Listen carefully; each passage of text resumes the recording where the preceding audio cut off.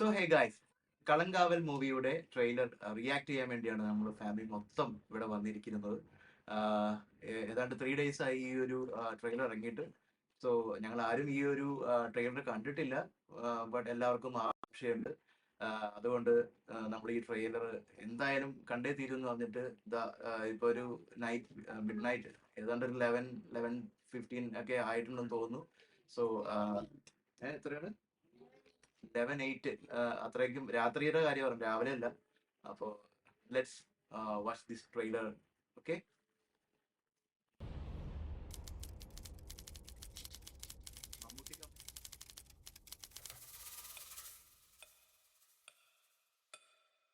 തിരുവനന്തപുരം ജില്ലയുടെ തമിഴ്നാട് അതിർത്തിയോട് ചേർന്ന് കിടക്കുന്ന കോട്ടായിക്കോട് എന്ന ഗ്രാമം.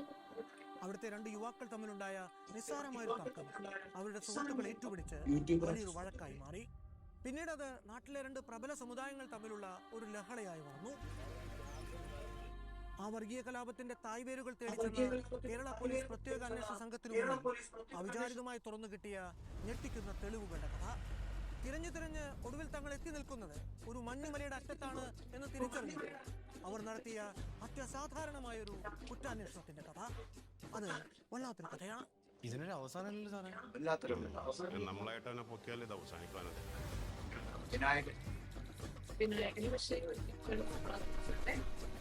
സാറേ അവർ ഇത്രയൊക്കെ ചെയ്തിട്ട് എങ്ങനെയാണ് സാറേ ഞാൻ സമാധാനം തിരിച്ചു പോകണത്?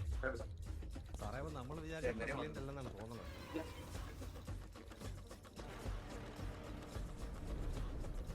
ഇതിങ്ങനെ പോയാൽ ശരിയാവില്ലല്ലോ.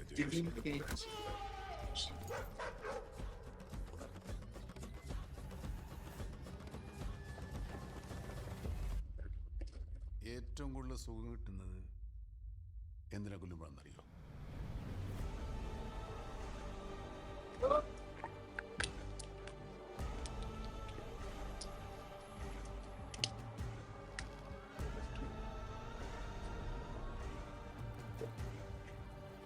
കളങ്കാവൽ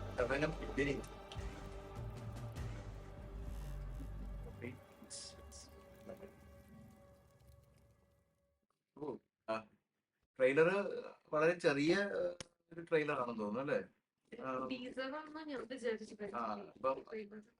മമ്മൂക്ക കുറച്ച് നേരം ഇതിനകത്തുള്ളൂ.